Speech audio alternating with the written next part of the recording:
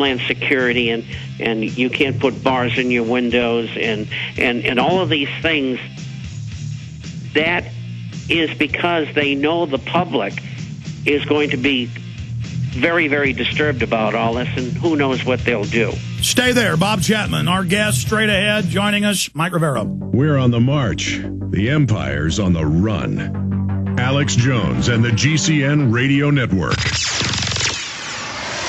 This is Alex Jones, and I want to tell you about the Ecola Blue atmospheric water generator that produces pure drinking water right from the humidity in the air. No, this isn't science fiction. It's very real. I know because I use one every day in my own home, and it's available right now to you. Because you know exactly where your water comes from with Ecola Blue, you'll know what's in your cup. Clean, great-tasting water without all the pollutants. Get your family off the grid today by ordering your own Ecola Blue atmospheric water generator for your home or business. Their best seller, the Ecola Blue 28, produces up to 7 gallons of water every day. The Ecola Blue 28 is easy to use and economical. Generate your own pure water from the humidity in the air. This system is free of chemicals and uses a multi-stage filtration system, including reverse osmosis, carbon filters, and ultraviolet lights. Order now and claim your water independence today by calling Ecola Blue at 1-800-691-6043. That's 1-800-691-6043. Or visit Ecola Blue on the web at www.ecoloblu.com today.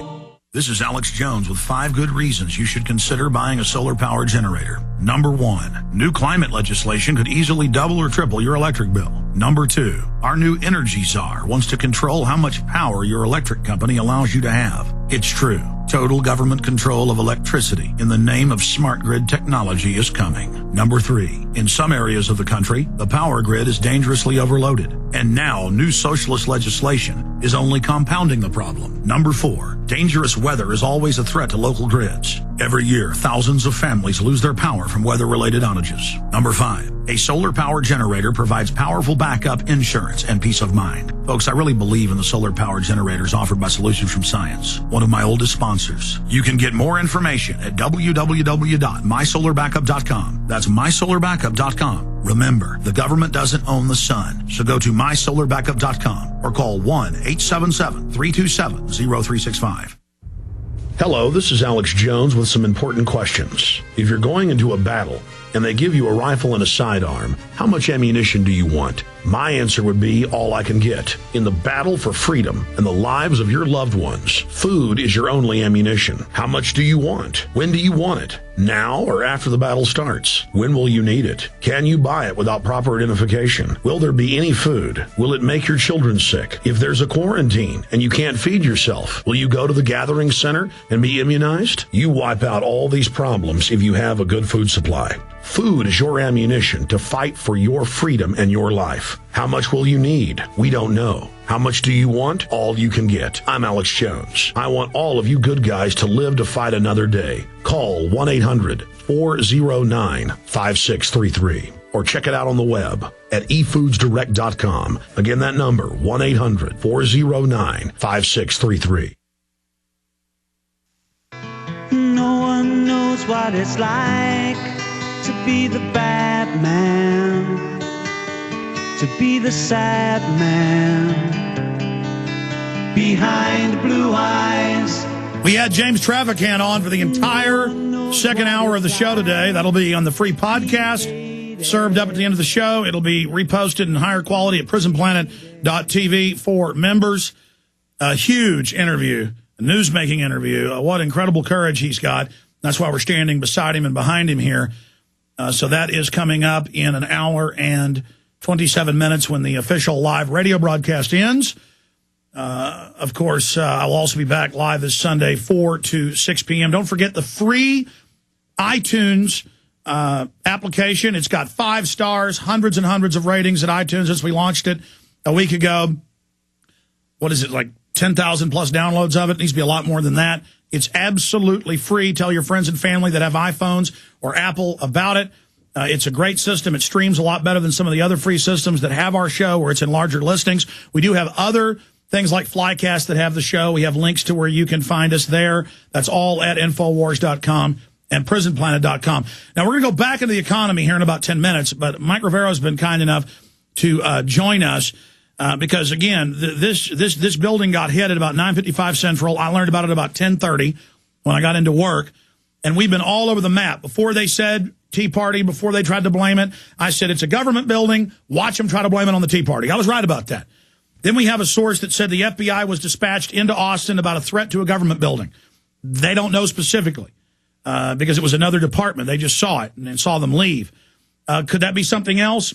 Who knows? But we know we've played the KXAN piece where the woman said, I saw the emergency vehicles out here beforehand. I talked to multiple listeners who called in, and we've talked to some of them off air as well. And I mean, masses of calls here to the office in the comment line that, yeah, there were emergency people out there before, and we heard the boom. Some saw them before, others heard the boom, and then went out and saw the police out there with cameras already within seconds. Did they know a threat was coming? They weren't sure. Were they on alert? They were having terror drills the day before with FEMA and Homeland Security in the city of Austin. In fact, bring me that city of Austin document. I forgot and left it in there. So we don't know what's going on. But Bob Chapman seems to think this was just if somebody fed up.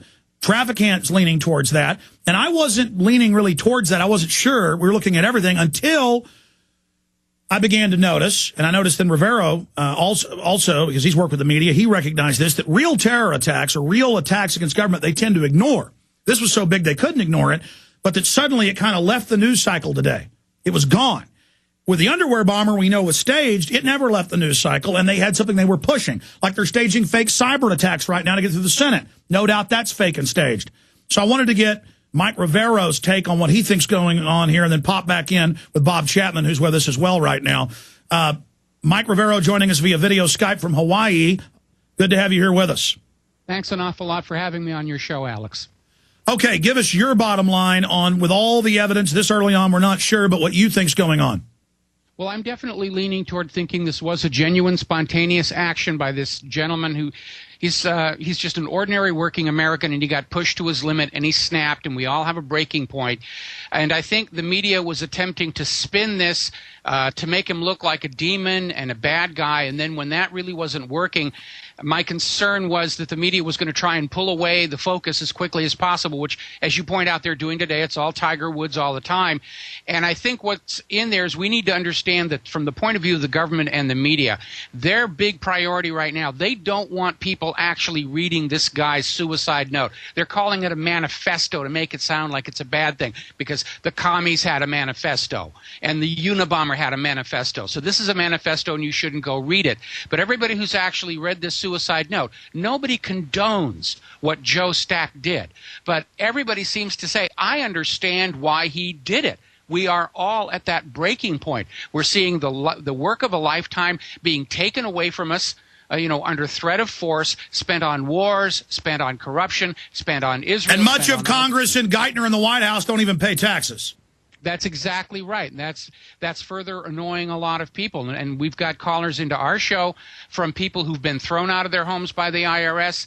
The woman called into the show. Her veteran husband had been neglected by the VA for 9 months, came down with cancer. The week he died, the IRS took her bank accounts. It's just a horrific story out there. And everybody understands what this guy was feeling. They don't agree with what he did, but they understand where he's coming from. That's right. It was bad enough. It was bad enough with the IRS outside the law, no due process, robbing everybody before for the private Federal Reserve. But now everybody's starting to go bankrupt or on the edge of bankrupt, and they don't even have money for gas or food. And now the government's taken the house. The only thing they've got or their little bank account with $500 in it. Here's Rasmussen last week. 75% of Americans are angry at government current policies. And that's a low number. Go ahead, Mike.